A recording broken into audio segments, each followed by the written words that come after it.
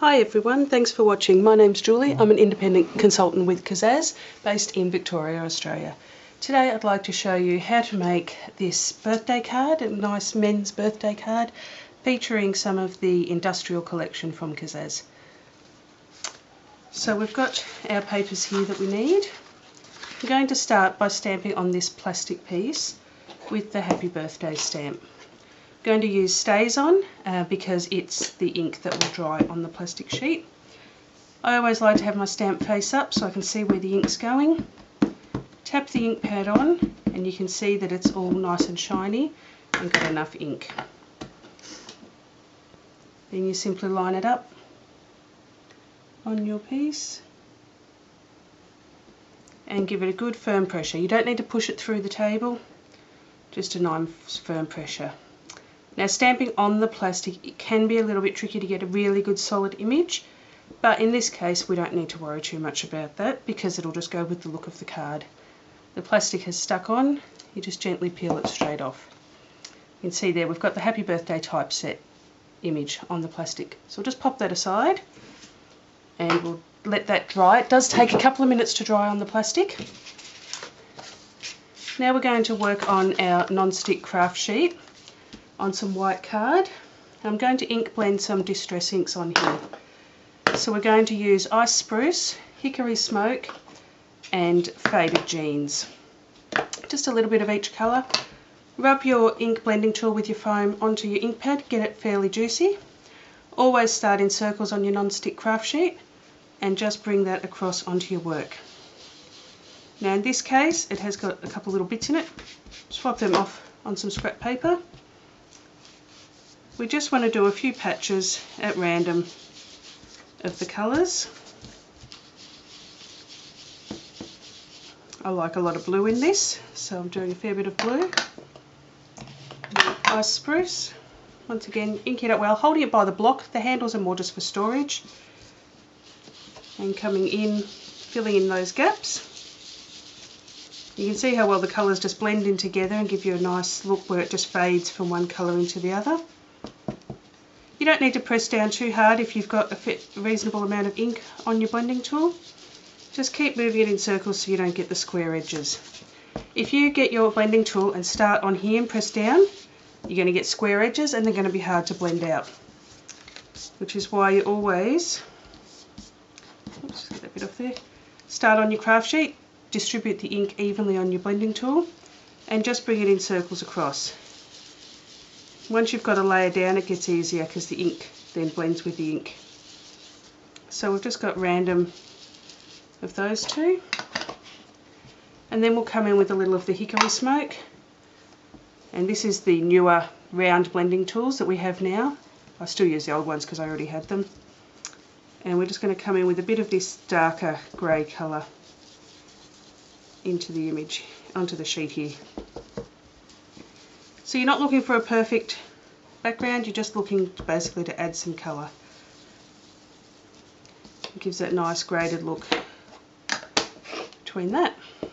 So we can pop them aside.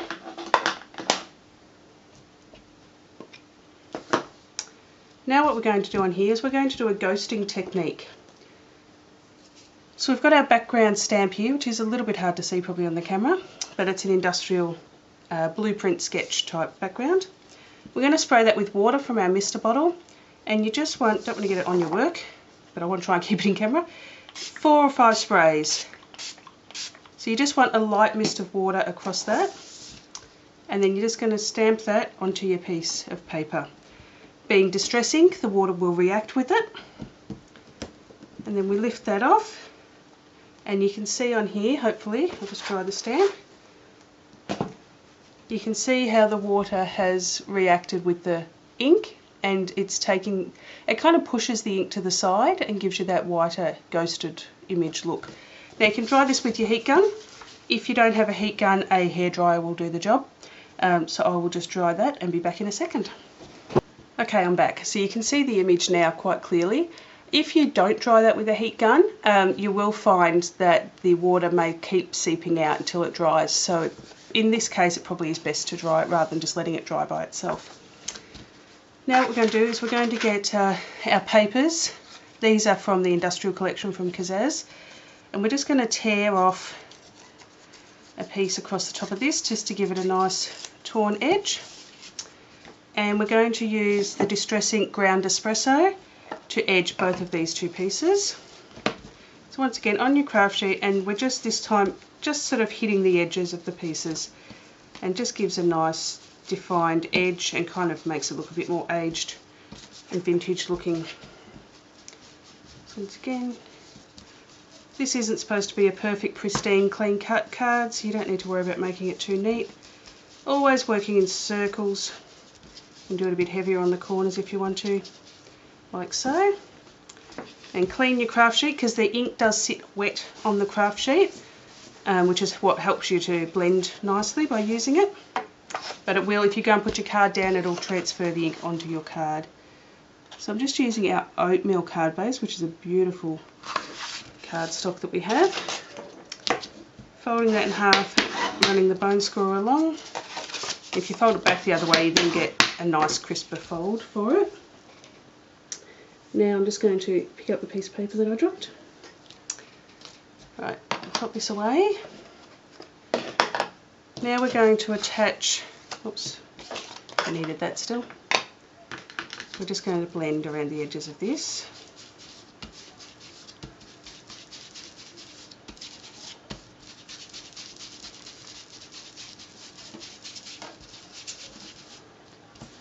Right, that's done. Now we're going to attach this. So we're going to use this piece of corrugated iron looking paper behind our happy birthday.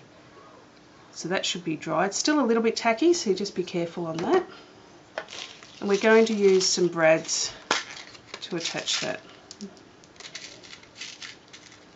just bringing out 4 gold brads. So you just want to line your two pieces up. If they're not quite the same size, it's not going to matter because you don't really see the edge of the plastic. It's one of the good things about using it. Just pierce a hole through. Paper piercers are quite sharp, you need to be careful. Pop your brad through and just open it up on the back. And then what I like to do is pop them down on your paper and push hard, and that flattens the back out nicely so that it's easier to stick your card down later on. And then I'd go and do the other 3 corners. I usually like to do opposite corners first. Not sure what it is. Years ago I was taught to set a tent up by doing opposite corners, and that's what I do.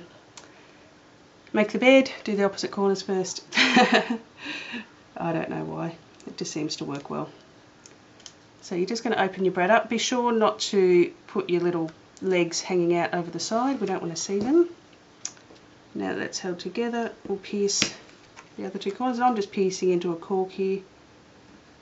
That's how I keep it. I keep my paper piercer in there.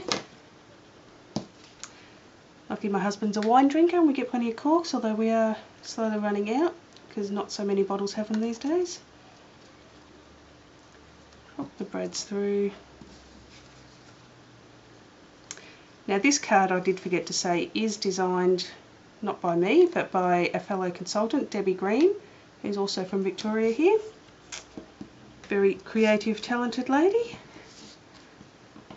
So I'm just pushing all 4 of those down to make them nice and flat on the back. Now we can attach our tape. Kaszazz have the Express It brand, can't quite see it in there, tape, which is a fantastic tape. It's strong hold, but the backing comes off easy.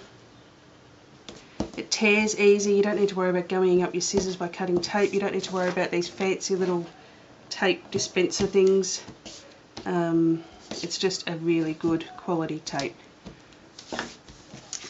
Now our card base. So I've just peeled up the 2 edges and place that down on your card. Get it nice and even. The advantage of doing it this way is you can move it around if you need to. You can lift that up if it's not quite straight, and then you're just going to pull out your 2 tabs. Stick it down. Then we're going to place this torn piece across the bottom. So when you're pulling off your backing tape, if it doesn't come off straight away, just give it a good push down and then your backing piece will come off a bit easier. Check I've got that up the right way. And we're just lining this one up with the bottoms of that piece, and then once again just pulling out your little tabs, sticking that down. And lucky last, Same piece here. This obviously will make a great men's birthday card. Can really be used for any age man too. Teenagers, older men, young boys, it's not really going to matter. Pull those out. And there you have it, finished card with a little bit of different effect with the plastic in there and the lovely ghosting stamping technique on the back. Thanks for watching.